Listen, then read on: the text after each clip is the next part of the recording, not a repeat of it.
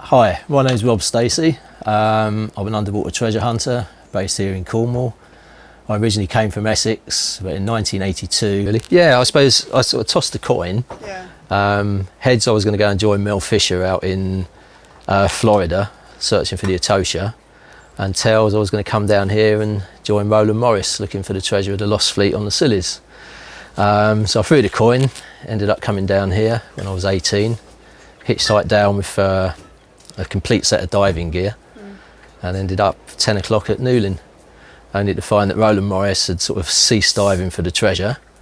And on top of that, in 85, had I gone to Miami, Florida, I probably would have been a millionaire, because 3 years later, Mel Fisher found the Etosha and the rest of the 1715 treasure fleet.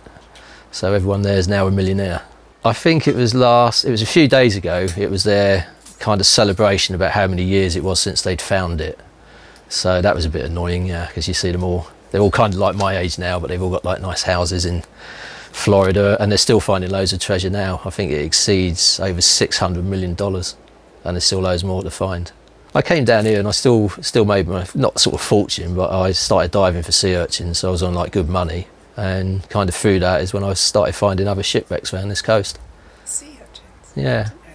Yeah, it was a big thing in the 80s, because they like to sell the meat to the Japanese, and the shells are ornaments. I mean, if you go to buy a sea urchin now, they're £15 each, and we were getting paid something like about 50 pence each then.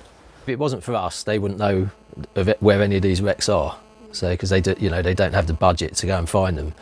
But it's normally when the divers find a wreck before the archaeologists would sort of come along, and then they just shut you down and they'd list it and stop you diving it. So a lot of people weren't sort of telling them what we found.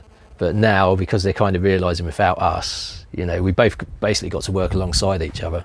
So it is starting to happen now. But we still have to go out and obviously find the sites first. And then once we've found them and pretty much recovered anything of value, if we happen to come across it, then we inform them and the official receiver. And then if they list it, they can sometimes give us the licence. So at least we're still licensed to dive on it, which is quite a fair compromise, really. As I said, the actual treasure divers, there's myself, Ben Dunstan, Todd Stevens.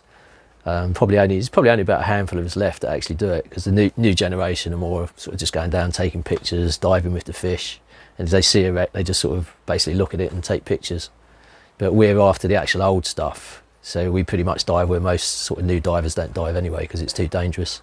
A lot of the shipwrecks that we're after have hit like Lizard Point, and Lizard Point's probably one of the most dangerous areas around the British coast, which is why there's so many shipwrecks there. But the reason there's so many shipwrecks there is because the weather is so treacherous. So I mean, we literally go round there. We've got a small dive boat at the moment, but we're after a larger dive support vessel that we can actually stay on, so that when we get a good weather window like today, we can actually sort of go up there, get 2 or 3 dives in a day in between all the tides, and then we can actually stay on board. So if there's low tide or high tide is at 6 o'clock in the morning, we're actually on site and we can just make the most of the weather windows. And I've just kept at it ever since, and so have a lot of the people. I think Ben's probably about 10 or 20 years younger than me, but he's like a kind of dying out generation. There's just not many sort of explorers left, because that's pretty much what we are. We're kind of like underwater explorers. And but it's just the way it is, unfortunately. There's just not enough people. But there are, there's a few more sort of firms sort of coming up of like treasure hunters and salvers and that. So it's possibly making a comeback, because I mean there is a lot of treasure sort of out there, and bullion and everything from all the wrecks that's just never been discovered. But a lot of it's in really deep water. But at least the stuff we're doing is in shallow waters, because basically, I mean, the wrecks we're looking at hit the cliffs. You've got the cliffs behind us. And we're literally diving just off there. So some of the wrecks are probably only in 10 metres max, whereas a lot of the divers who dive for the shipwrecks to get the cargoes, they're in like 50, 60, 70 metres. They're diving stuff that's never been discovered, but they're kind of a different wavelength to us. We want the really old stuff, and they want the more modern stuff. Well, there's a lot more people sort of getting into it, but then they still don't have the sort of the savvy or the know-how. It's not kind of like, I mean, I was like that. I watched the programme on telly, thought, right, I'll pack my diving gear up, stick my thumb out, and 12 hours later I was in Cornwall sitting outside the Fisherman's Mission with £3 in my pocket, thinking, what the bloody hell have I done? I guess the more you stop and think it through, the less likely you are to do it, if that makes any sense. If you just think, I'm going to go be a treasure hunter, and you start walking, then it's kind of make or break. You know, if like me, you spend 12 hours heading to Cornwall, you can't really turn around and go back. So you've got to give it a go. But then for all the other old divers that I've known, because I grew up with a completely different generation, they were all a lot older than me when I was 18. And they were the ones who first discovered all these wrecks, you know, in the 60s and the 70s. There was like a period of time where the old boys and that, they were all buying their houses because there was no sort of receiver of wrecks or anything like that. That sort of came in roughly about 74. So up until then, guys would just go around collecting the scrap, all the copper, and occasionally, you know, some of them found like shipwrecks. There's one off St Ives, and my mate Pete, he bought his house from all the tin ingots on it. But nowadays, you wouldn't be able to do it, you know. Yeah, you've got to have a certain amount of passion, otherwise you just wouldn't do it. You know, you've got to be prepared to go out. I mean, today's a lovely day, but we still go out if it's chucking it down with rain, and we particularly go out after the storms in the winter. So, you know, the sea's absolutely treacherous. It's freezing cold. It's probably a horrible day. It's been snowing, but we got to get out there because it's like today. You know, October, November, you get a couple of flat days, and you're like, right, let's just go. So you don't really think about the cold. We use dry suits, which makes it a bit easier. But you know, the boat we got at the moment's great because it's got a little kettle on it. But it would be nice to have some heating and stuff. You know, just make it a bit more sort of calm. So that's really what we're looking for the investment for, is to sort of upgrade really. Talk us through that. We've got at the moment, this is the wreck that we think is probably connected to Henry Avery, the pirate. We don't really have time at the moment to go through the whole history of Henry Avery. To cut a long story short, he was a famous pirate in 1696. He robbed the Indian Mogul fleet in the Red Sea of roughly about 60 to 80 million pounds, caused complete conflict with Britain and India. So India pretty much arrested everyone, all the British people, and were going to deport them or kill them and that. So the British government had to turn around and pacify the Indian government by basically giving them the money back. So that made Captain Henry Avery the most wanted person in the world. Yeah, so the ship, as I said, it was an Indian treasure ship. He also robbed at least 20 other ships we know about, which would have been Spanish, Dutch, French. You know, he was a pirate, so he pretty much robbed anything. But the reason, as I say, the wreck that we've discovered now, all these coins here are all dated no later than 1696. So Captain Henry Avery, when he'd robbed all the ships, went out to Madagascar, and he was out there for a couple of years. But after that, he came back into Ireland, which was his last known port of call. After that, the trail goes cold. No one knows what happened, other than that he ended up in Bideford.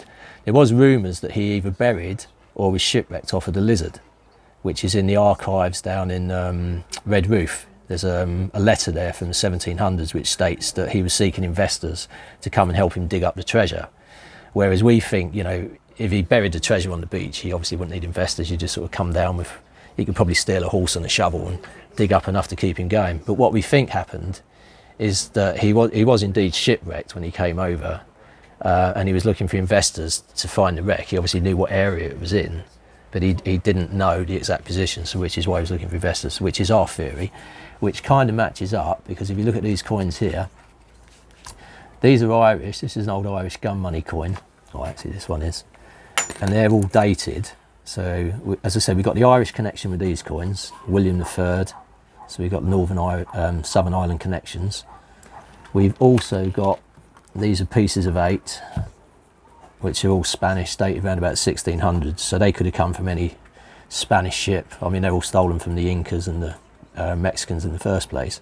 So we know for a fact that there was some treasure taken from some of those ships. There's quite a few of those. But the most interesting thing, as I say, we've got the Irish connection here, but we've also got these rupees. So they're 2 silver rupees, and this is gold one. And they've all been dated, and they're actually from about 1693, 1694. So this is the bit that convinces us. So we found these so far on a part of the wreck, which we've pretty much searched quite a bit of. We've still got a lot more searching to do when the storms come. But what we want to do at the moment, along with the investment for the bigger boat, is have a magnetometer search of the area done, so we can expand our search a bit more. With the magnetometer, it'll pick up iron like cannons, anchors. So we think we found part of the stern of the wreck because of the small size cannonballs that we've got here, which would come from like stern chasers and that sort of thing. But obviously if we can find a clump of cannons, then that hopefully might lead us to the actual main part of the cargo. There's also some emeralds, a few emeralds there that we found in the sands, some very small offcuts of rubies, and sapphires. It was the first cannon we found. Is wedged in a cluster of rocks. So where we were searching, where a lot of this stuff was found, was right underneath the rocks. So even when the storms hit, it hadn't been spread out. So, you know, the rest of the wreck's obviously been hit by storm after storm. You know, we've had some horrendous storms around here, and it could be spread anywhere around. But the rocky bottom there does lead us to believe that there's probably more areas like we found that we can actually sort of get into. When you start digging into the rocks, that's where you get like hoards and caches of bits. It did say on the report that there was 4 chests of treasure of jewels, gold, silver. Yeah, you've got to be you've got to be a part of a dreamer, but you've also got to be a realist as well. I mean, as I say, we're looking for investment, but a lot of the return for the investment is because we're filming all this and we want to like make a documentary sort of to match or exceed Cooper's Treasure, The Curse of Oak Island, those sort of programs, because there hasn't been a British one made. We've also got enough to like make a whole series because we've got a number of other wrecks, but the main one we want to concentrate on the filming is this one, because to be quite honest, if we do find the rest of the haul of this, it could just be massive. You know, people have been searching for this guy for hundreds of years, and we are the only people that know where this wreck is. There's a few colleagues of mine who've been searching, not necessarily for that wreck, but similar sort of areas. I mean, I've kind of shown them a few coins and pointed them in a different direction, and luckily they're all sort of searching around the area at the moment, which is quite good. We did actually put some small VOC coins down there by the cannons, which they found a couple of years ago. So that's quite handy because now they're searching that area a lot more thorough than they were before. Hopefully they might find something, but so far what they found is what we put there. So anyway, shouldn't really put that on camera, but sorry Ben. Luckily enough, a lot of people don't really sort of realise about him. The thing with Henry Avery, you know, everyone knows about Blackbeard, and they found the Queen Anne's Revenge, I think, is over in America. They're doing a lot of research on that, and Barry Clifford, he's found a few off of Madagascar. But pirate ships, no, not a lot of people around here. To them, I think pirate ships are just, you know, it's Captain Jack Sparrow, isn't it? Oh, we're looking for shipwrecks, we're looking for Dutch East Indiamen, we're not looking for pirate ships, because there wasn't that many, you know. Well, not many that are known about and sunk. We have tend to keep Captain Henry Avery quiet, and you know, I dare say if someone did some research, they might look, but no one's actually searching for it because no one actually believes, you know, a lot of people tend to believe that he just buried his treasure on a beach, and we just don't believe that. We've got to keep it. I mean, it'd be absolutely amazing, like, you know, because I could retire, because I mean, a lot of time when I'm not out treasure hunting, I'm out painting and decorating, except if it's really hot, then I have to go out diving. So luckily with COVID, I've been able to get a few weeks off here and there. And the only decorators had COVID about 20 times. As I say, if we got the investment and we could go out and do this one, I'd pretty much go full time, live on the boat, get it all done, try and wrap it up over the next 12 months, or at least be in a position to know that it's either like it's a no-go, we stop, or we carry on, or we find it.